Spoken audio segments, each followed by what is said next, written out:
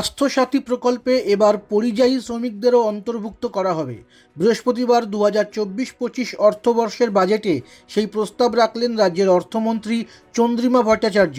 তবে এর জন্য ভিন রাজ্যে কর্মরত বঙ্গের শ্রমিকদের কর্মসাথী পরিযায়ী শ্রমিক পোর্টালে নাম নথিভুক্ত থাকতে হবে।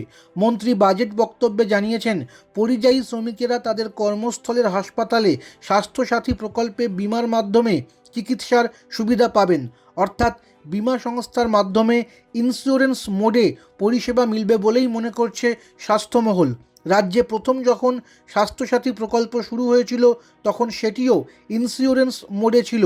সেই সময় বেসরকারি হাসপাতালের তরফে যে চিকিৎসা বিল পাঠানো হতো তা বিমা সংস্থা পরীক্ষা করে টাকা দিত। স্বাস্থ্য দফতর থেকে টাকা পেত ওই সংস্থা। কিন্তু ক্রমশ স্বাস্থ্যসাথী প্রকল্পের চাহিদা বৃদ্ধি পাওয়ার সঙ্গেই সময়ে বিল না পাওয়ার অভিযোগ তুলতে শুরু করে বেসরকারি হাসপাতালগুলি। তাতে প্রকল্পের উদ্দেশ্য ধাক্কা খাওয়ায় রাজ্যে স্বাস্থ্যসাথী প্রকল্প অ্যাসিওরেন্স মোডে করা হয়েছে। অর্থাৎ বেসরকারি হাসপাতালের পাঠানো বিল সরাসরি দেয় স্বাস্থ্য দফতর। যদিও আয়ুষ্মান ভারতের ক্ষেত্রে কোনো রাজ্য ইন্স্যুরেন্স মোড চালু রেখেছে, কেউ আবার অ্যাসিওরেন্স মোডে চালাচ্ছে।